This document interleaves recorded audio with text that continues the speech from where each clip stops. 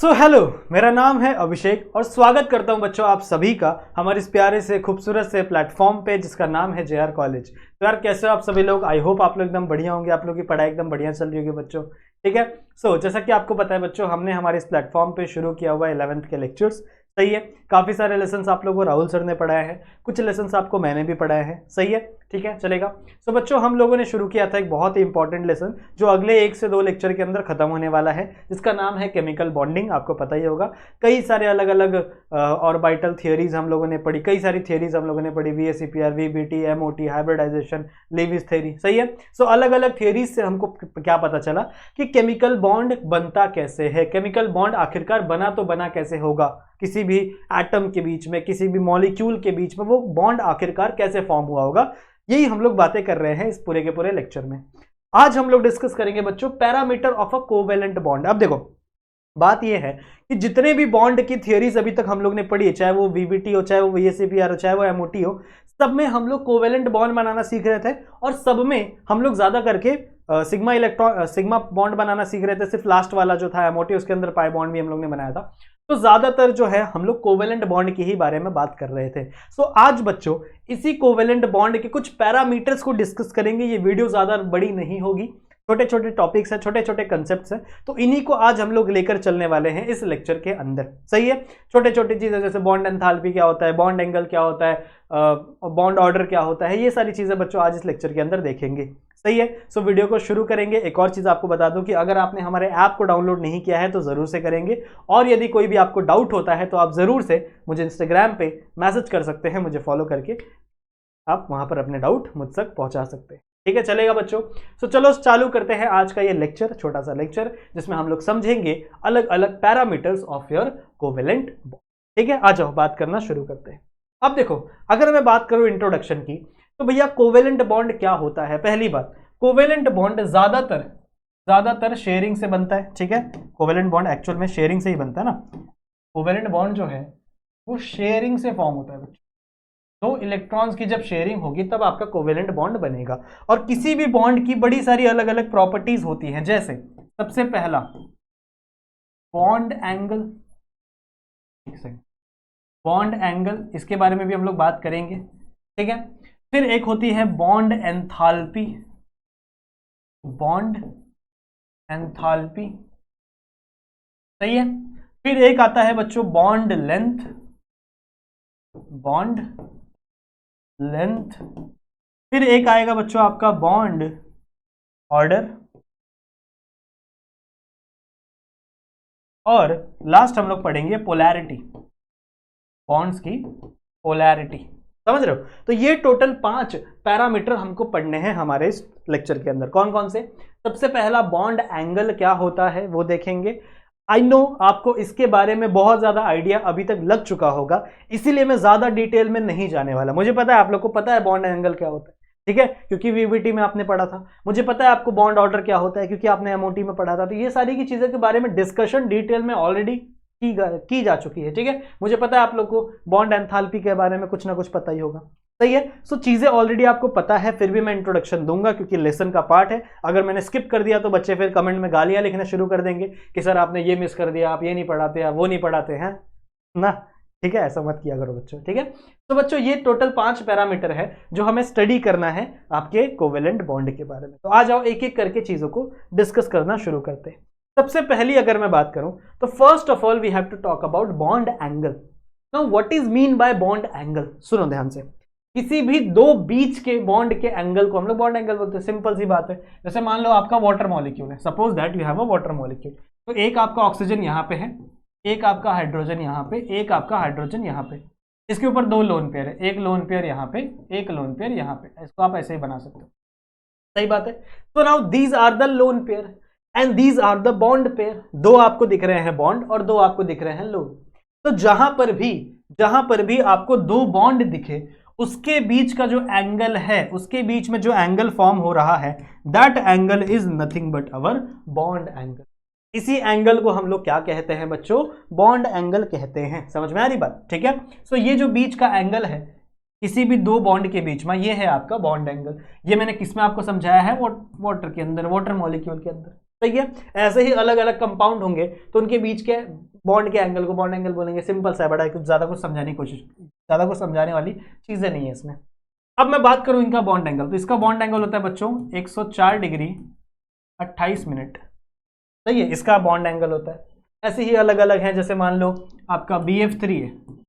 BF3 कैसा दिखता है, बीच में B, इधर एक F, इधर एक F और इधर एक F। सही है, ये थोड़ा अच्छा नहीं बना, सपोज दैट इधर एक F। अब मैंने आपको बताया था कि तीनों की तीनों बॉन्ड एकदम सिमिलर होते हैं, इन सबकी प्रॉपर्टी सेम होती है, तो इनके बीच का एंगल भी सेम होता है। इसका जो एंगल होता है बच्चों, ये होता है 120 डिग्री, 120 डिग्री का एंगल होता है इनके तीनों के बीच में। समझ रहे हो, ये भी 120 डिग्री, ये भी 120 डिग्री, समझ रहे हो। और अगर आप वाटर की बात करो तो वाटर में दो ही बॉन्ड एंगल है, आप यहां से तो एंगल कैलकुलेट करोगे नहीं क्योंकि यहां पे बीच में लोन पेयर पड़ रहे हैं। सही है।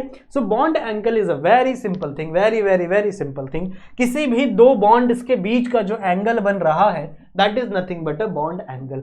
अगर मैं मान लो एक एग्जांपल लेता हूं मीथेन की, दिस इज द मीथेन। ठीक है, ये क्या है आपका, मीथेन है। Methane is a tetrahedral shape, tetrahedral shape का होता है ना बच्चों मीथेन आपका। तो अगर मैं बात करूं इस मीथेन की, तो भैया ये टेट्राहेड्रल शेप है, परफेक्ट टेट्राहेड्रल शेप है, और इसका जो बॉन्ड एंगल होता है वो होता है 108 डिग्री 91 नहीं, 108 डिग्री 28 मिनट। वहीं अगर मैं बात करूं अमोनिया की, suppose that I have ammonia, यहाँ पे एक H, यहाँ पे एक H, यहाँ पे एक H, यहाँ पे एक लोन पेयर, इसका जो बॉन्ड एंगल होता है बच्चों वो होता है 107 डिग्री। समझ रहे हो। सो ऐसे ही आप थोड़े बहुत एग्जाम्पल देकर इस चीज को समझा सकते हो, एक्सप्लेन कर सकते हो, और ये 1 या 2 मार्क्स के लिए इसमें से क्वेश्चंस आते, अगर आए तो पूछ लेंगे बॉन्ड एंगल क्या होता है, you have to define and you have to give a example. ऐसे ही आप कोई भी बच्चा एग्जाम्पल दे सकते हो, ये एग्जाम्पल सबसे आसान है, आप चाहो तो ये एग्जाम्पल दे दो, ये भी बड़ा आसान एग्जाम्पल है। ठीक है, सो यही है बच्चों बॉन्ड एंगल, इससे ज्यादा इसमें आपको कुछ भी पढ़ना नहीं है। चलो आ जाओ, अगली बात करते हैं बच्चों आपके बॉन्ड एंथैल्पी की। Now what is mean by bond enthalpy? Suppose that you have a bond, यहाँ पे एक ऑक्सीजन है, एक हाइड्रोजन यहाँ पे और एक हाइड्रोजन यहाँ पे। सपोज दैट ये आपका कंपाउंड है वाटर मॉलिक्यूल, ठीक है। अब अगर मान लो आपको 1 मोल कंपाउंड दिया, suppose that this compound is 1 mole and suppose that this compound in gaseous state, suppose that condition है। तो अगर आपका 1 मोल ऑफ कंपाउंड जो गैसियस स्टेट में प्रेजेंट है उसके बॉन्ड को तोड़ना अगर आपको है, तो you need some energy if you want to break a bond. अगर आपको बच्चों एक बॉन्ड को ब्रेक करना है सो उसके लिए आपको एनर्जी की जरूरत पड़ेगी, because this compound is stable ना। कंपाउंड क्या होते हैं, कंपाउंड स्टेबल कंपाउंड्स होते हैं, दैट्स व्हाई दे एग्जिस्ट। सही बात है ना। तो अगर आपको इसके बॉन्ड्स को तोड़ना है, मान लो you have to break this hydrogen and you have to remove this hydrogen H+, और यहां पे बच्चों आपका बन जाएगा एक OH-। अगर आपको ये करना है तो मतलब आपको इस बॉन्ड को तोड़ना पड़ेगा, you have to break this bond, you need to break this bond, right. सही है, इस बॉन्ड को आपको क्या करना पड़ेगा बच्चों, तोड़ना पड़ेगा। सो एक एनर्जी, ध्यान से क्या बोल रहा हूं मैं, एक बॉन्ड को तोड़ने के लिए जो एनर्जी लगती है that energy is nothing but a bond enthalpy. ठीक है, एंथैल्पी का मतलब ये होता है एनर्जी, ये जो वर्ड है ना enthalpy, this enthalpy refers to a energy और you can say a heat. ठीक है, भाग जा भाई। ठीक है, समझ में आ गया बॉन्ड एंथैल्पी क्या है।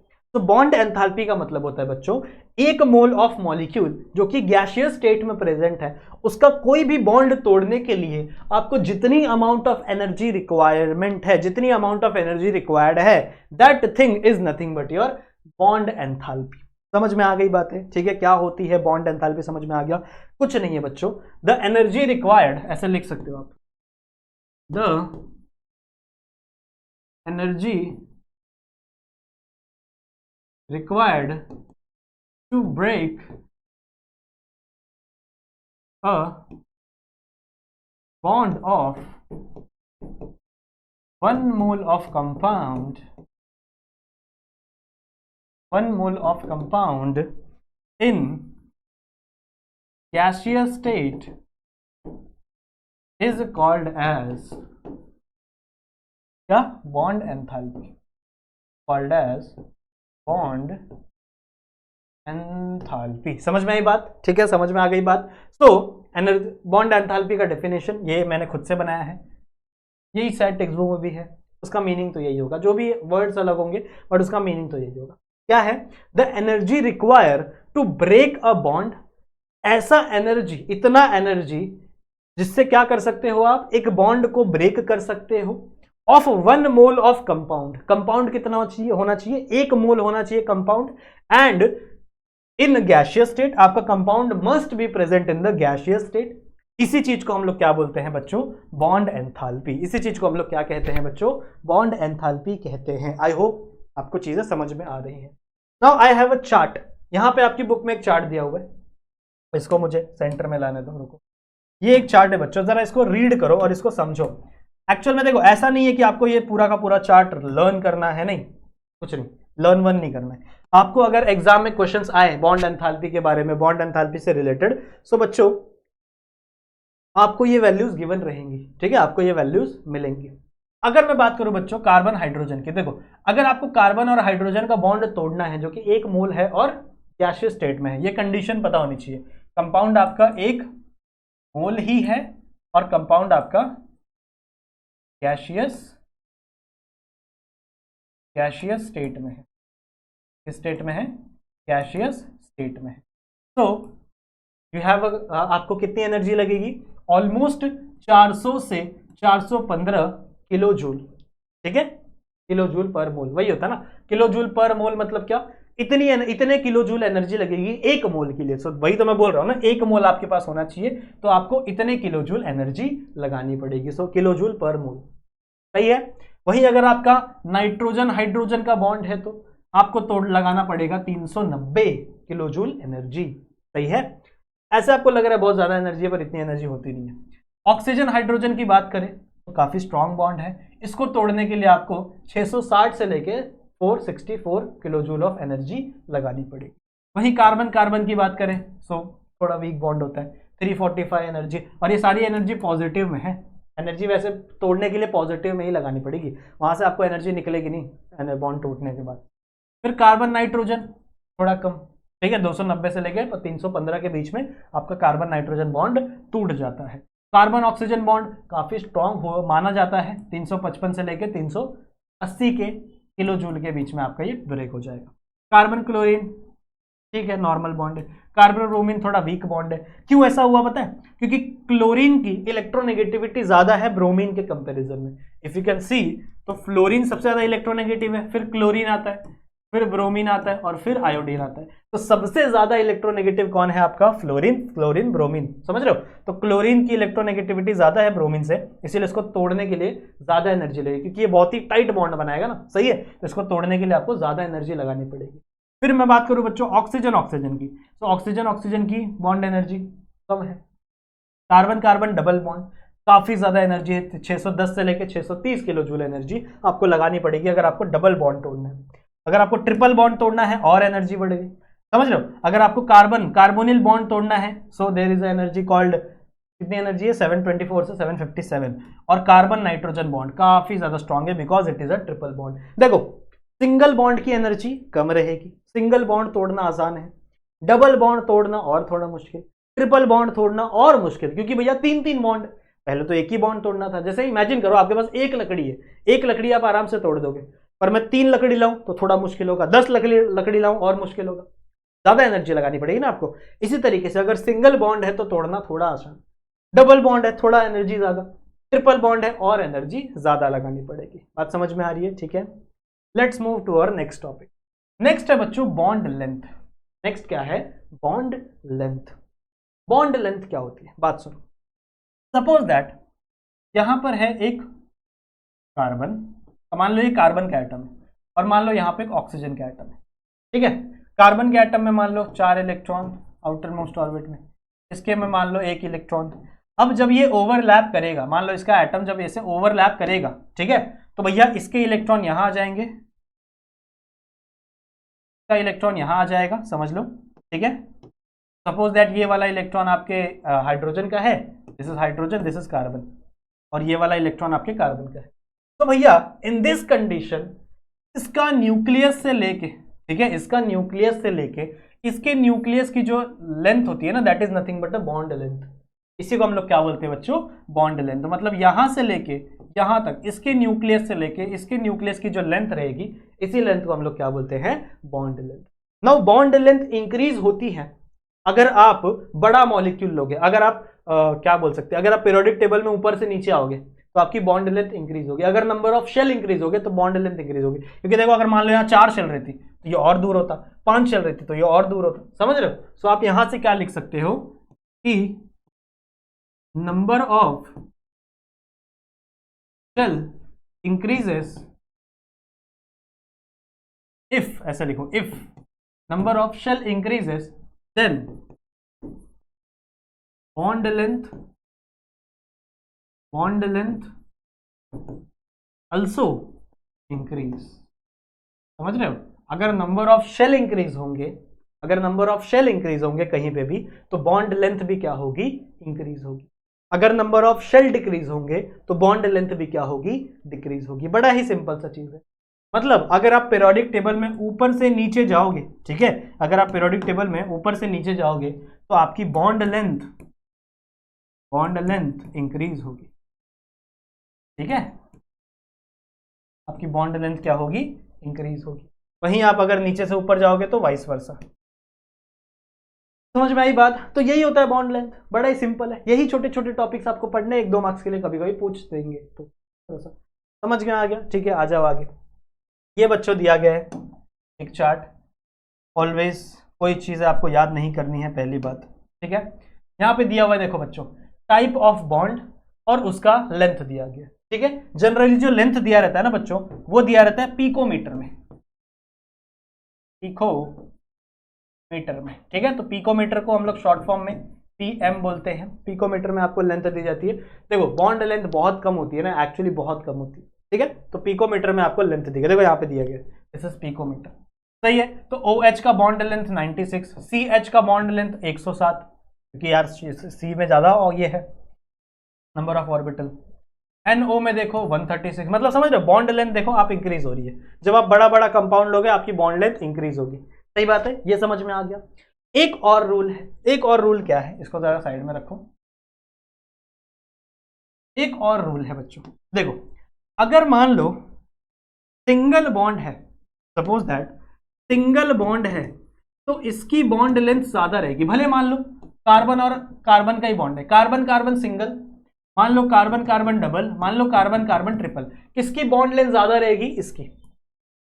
जो सिंगल बॉन्ड रहता है उसकी लेंथ ज्यादा रहेगी किससे, डबल बॉन्ड से, और डबल बॉन्ड की ज्यादा लेंथ रहेगी किससे, ट्रिपल बॉन्ड से। तो अगर मैं बोलूं इसका ऑर्डर लिखने के लिए, तो आप कैसे लिखोगे, आप लिखोगे कार्बन सिंगल बॉन्ड कार्बन सबसे ज्यादा, फिर carbon double bond carbon double bond carbon सबसे, उससे कम, उससे थोड़ा ज्यादा, और फिर कार्बन ट्रिपल बॉन्ड कार्बन सबसे कम। समझ रहे हो? तो ये आपका ऑर्डर होगा बॉन्ड लेंथ का। ये हमेशा ध्यान में रखना है बच्चों कि अगर आप नंबर ऑफ बॉन्ड इंक्रीज करते हो, if you increase number of bond the bond length decreases. लिख दो यहां पे, if number of bond increases, समझ रहे हो, then the bond length decreases. समझ रहे हो? ठीक है। सो अगर number of bond length increase हो रहा है तो bond length, sorry, number of bond increase हो रहा है तो बॉन्ड लेंथ डिक्रीज होगा। ये हमेशा ध्यान में रखना। ठीक है, इस पे आ जाओ। देखो यहां पे कार्बन और कार्बन, अब देखो ध्यान से देखो, कार्बन और ऑक्सीजन के बीच में अगर सिंगल बॉन्ड है तो बॉन्ड लेंथ कितनी है, 143। वहीं अगर कार्बन और ऑक्सीजन के बीच में डबल बॉन्ड है तो देखो बॉन्ड लेंथ कितनी है, 121। समझ रहे हो? ठीक है, तो यहां से चीजें प्रूफ हो रही है। अगर कार्बन और कार्बन के बीच में सिंगल बॉन्ड है तो बॉन्ड लेंथ कितना है, 154। पर वहीं अगर कार्बन और कार्बन के बीच में डबल बॉन्ड है तो बॉन्ड लेंथ कितना है, 133। समझ रहे हो? ठीक है, ठीक है, समझ में आई बात। और एग्जांपल देखो, अगर कार्बन और नाइट्रोजन के बीच में सिंगल बॉन्ड है तो बॉन्ड लेंथ कितनी है, 143। पर वहीं अगर कार्बन और नाइट्रोजन के बीच में डबल बॉन्ड है तो बॉन्ड लेंथ कितनी है, 138। वहीं अगर ट्रिपल बॉन्ड है तो बॉन्ड लेंथ कितनी है, 116। समझ रहे हो? तो इसी तरीके से आपको चीजें दिमाग में रखनी है।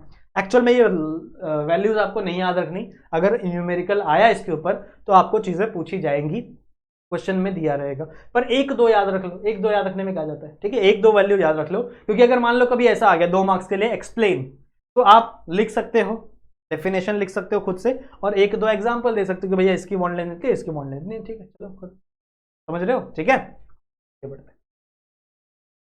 ये कहां है, नेक्स्ट है बच्चों बॉन्ड ऑर्डर। अगली बात है आपकी बॉन्ड ऑर्डर। बॉन्ड ऑर्डर का मतलब होता है, बॉन्ड ऑर्डर का मतलब होता है number of bonds, number of bonds present in the molecule. किसी भी मॉलिक्यूल के अंदर कितने नंबर ऑफ बॉन्ड प्रेजेंट है वो हमें बताता है बॉन्ड ऑर्डर, ठीक है, कि समझ में आई बात, क्या बोला मैंने, किसी भी मॉलिक्यूल के अंदर कितने नंबर ऑफ बॉन्ड प्रेजेंट है वो हमें बताता है कौन, बॉन्ड ऑर्डर। अगर आपका बॉन्ड ऑर्डर 2 है तो आपके मॉलिक्यूल के अंदर 2 बॉन्ड रहेगा। अगर आपके, समझो मतलब समझ लो, तो जो भी बॉन्ड ऑर्डर रहता है it is always equal to number of bond present in the, जैसे मान लो वीबीटी थी, वीबीटी पढ़ी है सबने, वीबीटी पढ़ी है सबने, वीबीटी हमको क्या बताती थी भाई, किसी वीबीटी हमने हमको बताया है कि जो आपका H2 मॉलिक्यूल है उसका बॉन्ड ऑर्डर 1 होता है, सही बात है, H और H के बीच में एक बॉन्ड होता है। और वीबीटी ने बोला जो O2 है इसका बॉन्ड ऑर्डर 2 होता है, सही बात है, ऑक्सीजन और ऑक्सीजन के बीच में डबल बॉन्ड होता है। फिर वीबीटी ने हमको बोला जो N2 है इसका बॉन्ड ऑर्डर 3 होता है, सही बात है, नाइट्रोजन और नाइट्रोजन के बीच में ट्रिपल बॉन्ड होता है बच्चों, ठीक है। सो बॉन्ड ऑर्डर का मतलब बड़ा ही सिंपल है, बहुत ही चिंदी है। बॉन्ड ऑर्डर का सिंपल सा इतना मीनिंग है कि जितने नंबर ऑफ बॉन्ड प्रेजेंट है आपके मॉलिक्यूल में उसी को हम लोग क्या कहेंगे, बॉन्ड ऑर्डर। तो अगर मैं आपको एग्जांपल दूं, सपोज दैट बच्चों I have given an example PF3, इधर F इधर F, और मैं बोलूं बच्चों इसका बॉन्ड ऑर्डर बताओ क्या है, 3 है, बॉन्ड ऑर्डर क्या होगा इसका, 3, बड़ा सिंपल है। अगर मैं आपको बोलूं SF6, ऐसे लिख दो SF6, इसका बॉन्ड ऑर्डर बताओ, तो आप बोलोगे 6 है, 6 इलेक्ट्रॉन 6 बॉन्ड्स होते हैं इसके अंदर, समझ रहे हो। सो बॉन्ड ऑर्डर का सिंपल सा मीनिंग है जितने नंबर ऑफ बॉन्ड प्रेजेंट होते हैं उसी को हम लोग बॉन्ड ऑर्डर कहते हैं, ठीक है। स्क्रीनशॉट ले,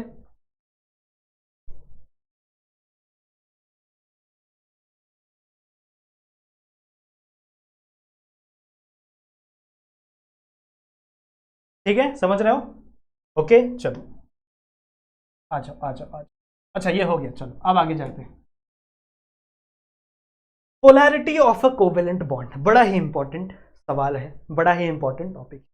what is mean by polarity, अरे भाई आप लोगों को पता होगा, जैसे मान लो आपने कभी अपना अर्थ का मैप देखा, ठीक है, यहाँ पे नॉर्थ पोल है, यहाँ पे साउथ पोल है, अपोजिट अपोजिट। इसी तरीके से बच्चों किसी किसी कंपाउंड में ना there is a positive charge, there is a negative charge, जैसे जैसे HCl, ठीक है, HCl। अब अगर आप इस कंपाउंड को जरा देखें तो इसमें कौन ज्यादा इलेक्ट्रोनेगेटिव है, इसमें कौन ज्यादा इलेक्ट्रोनेगेटिव है, इसमें आपका ये जो क्लोरीन है this is more electronegative than this hydrogen. तो भैया हमेशा क्या होगा, देखो यहाँ पे 2 इलेक्ट्रॉन होते हैं, एक बॉन्ड का मतलब 2 इलेक्ट्रॉन, तो हमेशा ये क्लोरीन क्या करेगा, इस इलेक्ट्रॉन की डेंसिटी को अपनी तरफ पुल करेगा, इस इलेक्ट्रॉन की डेंसिटी को क्या करेगा, अपनी तरफ पुल करेगा। बात समझ में आ रही है, ठीक है। तो इलेक्ट्रॉन डेंसिटी अगर इसकी तरफ पुल होगी तो हल्का सा इसके ऊपर नेगेटिव चार्ज आएगा, बिल्कुल इसके ऊपर हल्का सा नेगेटिव चार्ज आएगा। अगर इसके ऊपर नेगेटिव चार्ज आया, ये इलेक्ट्रॉन इसने पुल किया, तो इसके ऊपर कौन सा चार्ज आएगा बच्चों, हल्का सा पॉजिटिव चार्ज आएगा। मैं बोल रहा हूं del negative del positive, del मतलब बहुत ही माइन्यूट, ठीक है, पर इसको हम लोग माइन्यूट मानते नहीं, बाद में मैं आपको बताऊंगा। But this covalent bond is slightly shifted towards the chlorine, जो आपका ये जो कोवेलेंट बॉन्ड है, this covalent bond is slightly shifted towards the chlorine. इससे हुआ क्या, इससे हुआ ये बच्चों कि आपका क्लोरीन इलेक्ट्रोनेगेटिव है, सो इसके ऊपर नेगेटिव चार्ज आ गया, इसके ऊपर पॉजिटिव चार्ज आ गया। अब अगर आप देखो तो इसके अंदर 2 पोल्स क्रिएट हो गए, ये आपका कटायन हो गया और ये आपका अनायन हो गया, सही है ना, ये आपका कटायन हो गया, ये आपका अनायन हो गया। सो अब अगर आप देखो तो इस कंपाउंड में पोल्स क्रिएट हो गए हैं and this creates the polarity. यही क्रिएट क्या करता है बच्चों, पोलैरिटी क्रिएट करता है आपके किसी भी कंपाउंड के अंदर। समझ में आई बात, ठीक है। सो जो ज्यादा इलेक्ट्रोनेगेटिव होगा वो इलेक्ट्रॉन्स को अपनी तरफ पुल करेगा, वो इलेक्ट्रॉन्स को अपनी तरफ पुल करेगा, और जिसकी वजह से उसके ऊपर नेगेटिव चार्ज एक पॉजिटिव चार्ज रहेगा, ठीक है। जैसे मान लो ऑक्सीजन, हाइड्रोजन, हाइड्रोजन, दो इलेक्ट्रॉन, दो electron. Now who is more electronegative, this oxygen is more electronegative, सही है। तो इनके बीच का ये जो कोवेलेंट बॉन्ड है ये क्या करेगा, ये ऑक्सीजन अपनी तरफ पुल करेगा, ये चाहेगा कि भैया ये इलेक्ट्रॉन मेरे तरफ आ जाए because I am more electronegative, I am more powerful. तो अगर ये इलेक्ट्रॉन ये अपनी तरफ पुल करेगा तो इस ऑक्सीजन के ऊपर नेगेटिव चार्ज आएगा, डेल नेगेटिव, और इस हाइड्रोजन के ऊपर पॉजिटिव, और इसके ऊपर भी क्या आएगा, पॉजिटिव। समझ में ये बात, ठीक है। सो इसकी वजह से ये कंपाउंड भी पोलार कंपाउंड आ जाता, ठीक है। ये कंपाउंड भी आपका पोलार कंपाउंड कहलाता है। There are many non polar compound, there are many polar compound, सही है। सो इनकी बातें बच्चों हम लोग करेंगे, बहुत जल्दी हम लोग करेंगे आगे लेक्चर्स में। समझ में आ रही है बातें, ठीक है। समझ में आई बात, ठीक है। अब अगर आप जानते, देखो मान लो जैसे एक एग्जांपल है H और H, जो सेम कंपाउंड होते हैं, ठीक है, डायटोमिक होते हैं पर सेम कंपाउंड है, इसको हम लोग बोलते हैं होमो एटॉमिक कंपाउंड। होमो एटॉमिक कंपाउंड, होमो एटॉमिक मतलब क्या, सेम सेम है। तो भैया जितना इलेक्ट्रोनेगेटिव ये है, इतना इलेक्ट्रोनेगेटिव ये है, तो ये पोलार होगा क्या, नहीं, ये होगा आपका नॉन पोलार। इसी तरीके से मान लो Cl और Cl है, Cl और Cl है। अब भैया जितना इलेक्ट्रोनेगेटिव ये है उतना ही इलेक्ट्रोनेगेटिव तो ये भी है ना, तो इनके बीच में भी क्या होगा, इनके बीच में भी इलेक्ट्रॉन बीच में ही रहेंगे, तो ये भी क्या होगा आपका नॉन पोलर। सेम सेम अगर एटॉमिक रहे, सेम एटम्स रहे, तो बच्चों आपका कंपाउंड एक्चुअल में नॉन पोलर ही रहेगा। मोस्ट ऑफ द टाइम आपका कंपाउंड नॉन पोलर ही रहेगा। और जब सेम कंपाउंड नहीं रहे, हेट्रो एटॉमिक कंपाउंड है, हेट्रो एटॉमिक कंपाउंड, तब आप पोलैरिटी चेक करोगे, ठीक है। समझ में आई बात। अब इसकी बातें बच्चों हम लोग आगे चलकर अगले लेक्चर्स में अच्छे से इसके बारे में डिस्कस करेंगे। इतना स्क्रीनशॉट लो पहले, लिया, चलो। अब हम लोग को पढ़ना है डाइपोल मोमेंट, और वहां पर हम लोग इन चीजों को थोड़ा डिटेल में डिस्कस करेंगे, ठीक है। पर उसको हम लोग नेक्स्ट लेक्चर में देखने वाले हैं, सही है। सो आई होप बच्चों आप लोगों को ये लेक्चर पसंद आया होगा। छोटा सा लेक्चर था जहां पे मैंने आपको थोड़े बहुत टर्म सिखाए, क्या होता है क्या नहीं होता, वो चीजें मैंने आपको सिखाई, ठीक है। सो आई होप बच्चों ये लेक्चर आपको पसंद आया होगा। पसंद आया है तो वीडियो को लाइक जरूर से करें, चैनल को सब्सक्राइब जरूर से करें, ठीक है। मैं मिलता हूँ बच्चों आप लोगों से एक ऐसी ही दूसरी वीडियो में, तब तक के लिए अपना ख्याल रखना, ठीक है, एंड कीप स्टडी।